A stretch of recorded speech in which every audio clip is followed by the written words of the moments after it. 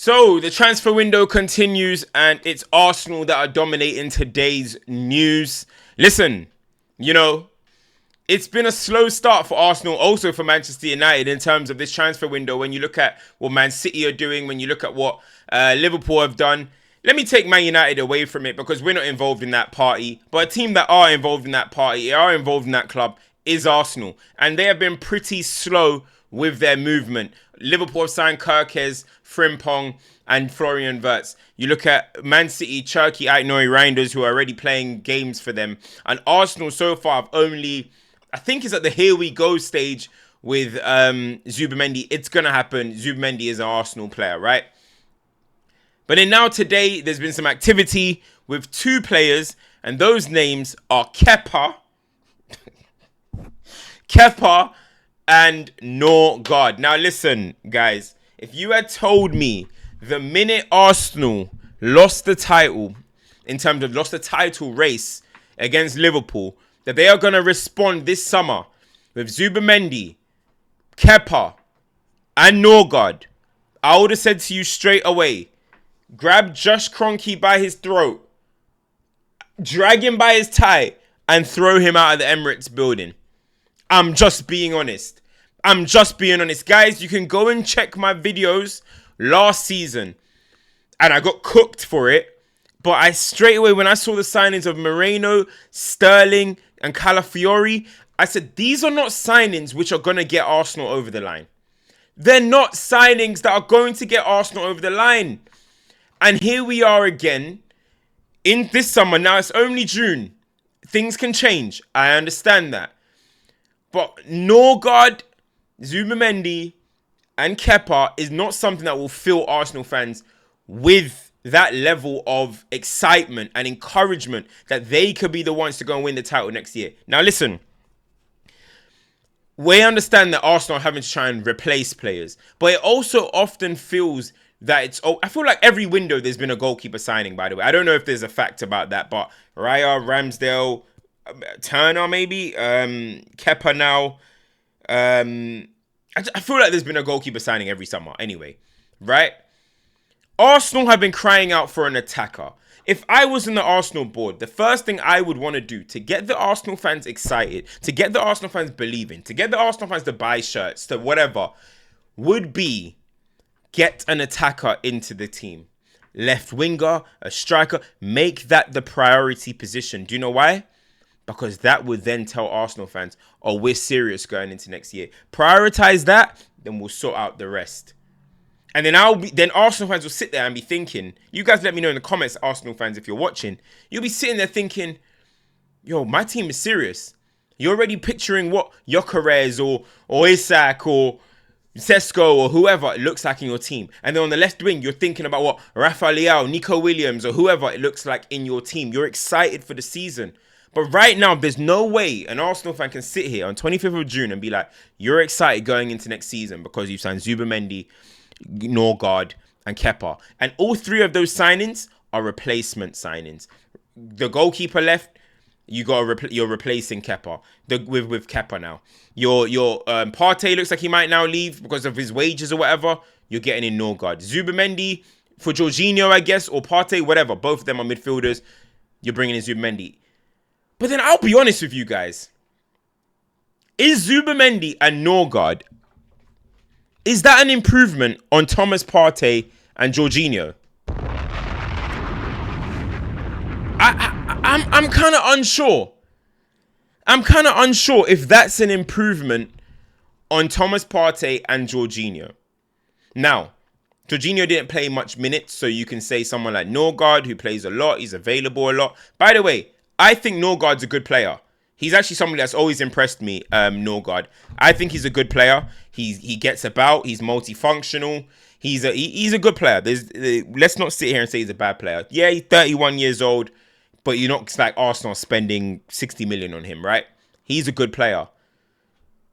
But I don't know if Zubimendi at Arsenal is going to be an improvement on Thomas Partey. Now, a lot of Arsenal fans have their opinion on Partey, for his off-the-field fuckeries, allegedly, so understandable why a lot of people want out. I'm only talking on a sporting basis right now. Just a disclaimer. Last season, you could argue that Partey was Arsenal's best midfielder.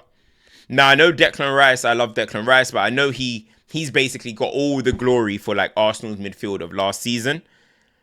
But I think Declan Rice closed the season as Arsenal's best midfielder.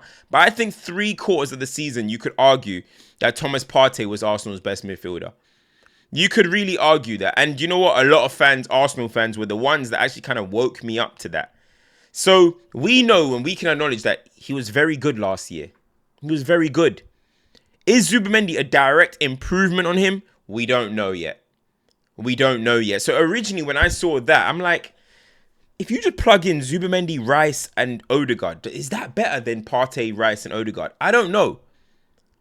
And then now you're bringing in Norgaard as a replacement, I'm guessing, for Jorginho. When for me, I will just be thinking about it as, look, I'm not on the Arsenal board, right? But I will just be thinking, Miles Lewis-Skelly is going to be a midfield option for me now. And we've got Calafiori that's going to be fit. Hopefully, you hope that he's fit. And at left back. I know Tierney left. But then I'll just be thinking about it like that. Bring up an academy, back up left back. Miles Lewis-Skelly can either be between left back and midfield. If there's a time where, when Jorginho would have been required, no, we'll just put Miles Lewis-Skelly there and we'll bring in a left back. We'll have a left back start. Timber can go to the left for that game and Ben White can be on the right. That's how I would see it. I would not necessarily think the need to go buy a Norgaard is necessarily there when someone like Miles Lewis-Skelly, who's so good, is a midfielder, will eventually be in that role. So it's kind of just like a learning experience for him in that position.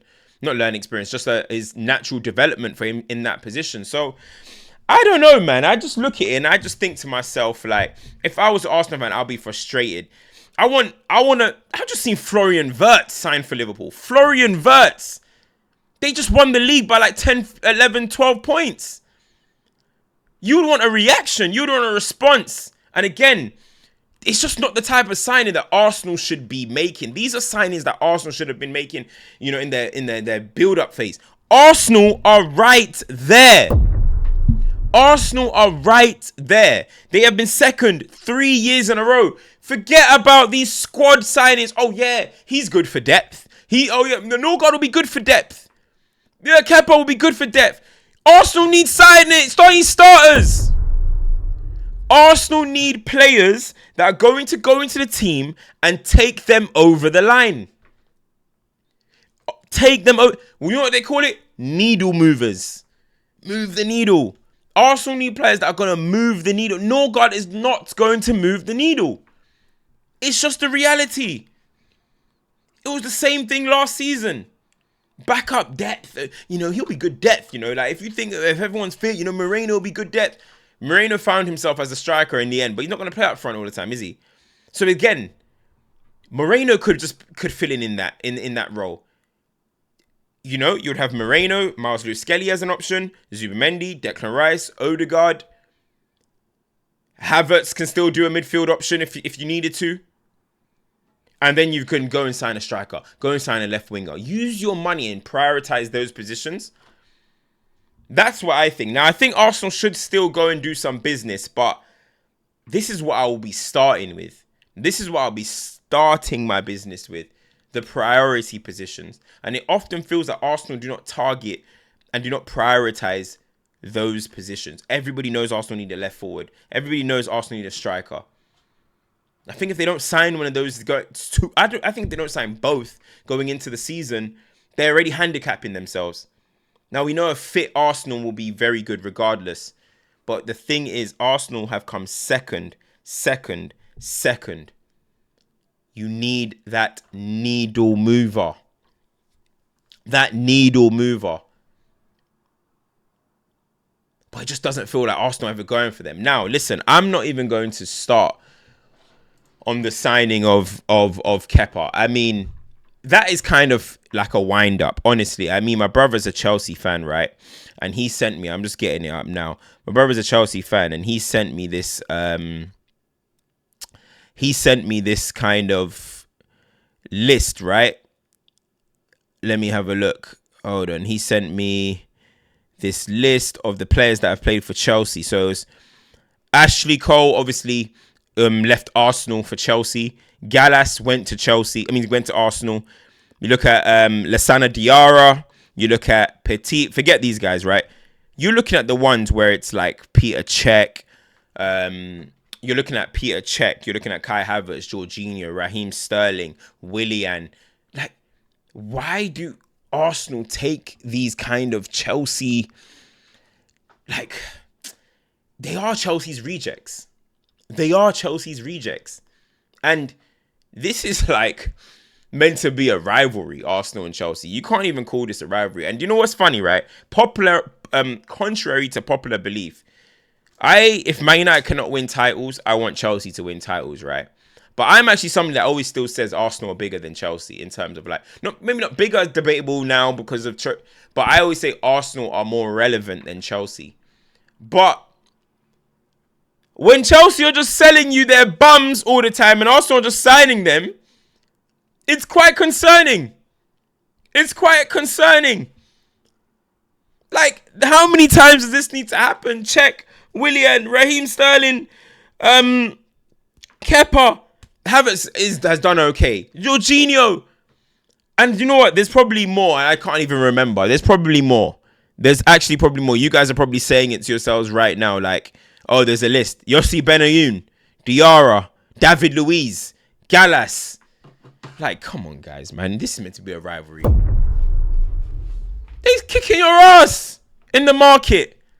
Kicking your ass in the market. And look, I know a lot of people are going to say, don't be dramatic, stuff. Arsenal are going to make business. I do think Arsenal make business. Do I think they're going to sign a striker and a left winger? I don't know. That's the concern. I don't know. Man City will be there next season. Liverpool will be there next season. I'm struggling to see. I think Liverpool are still probably favourites. I'll give Liverpool favourites to win the title. They still have Mo Salah. They still have Virgil van Dijk. World level players. City just probably lost their bona fide one. Well, they got Rodri, but they lost their bona fide one as well. And KDB, obviously, it was waning anyway. Arsenal are right there. They need to do more. I'm seeing some people saying, this is a tremendous signing. This is good. And I'm like, if I was to speak to Arsenal fans before the window started and I said to them, Norgaard, they would have laughed. And this is what happens. You don't always have to accept what the club give you. And that's my problem with Man United fans. And I always have the issue with Man United fans because I don't just accept what the club give me. I'm like, no, I'm not just going to accept that. I need to understand the reasons behind that. I need to understand what is going on with this. Like, why did they do this? Who are these players? Who is this signing? Why are we playing this way? You can't just accept what the club give you.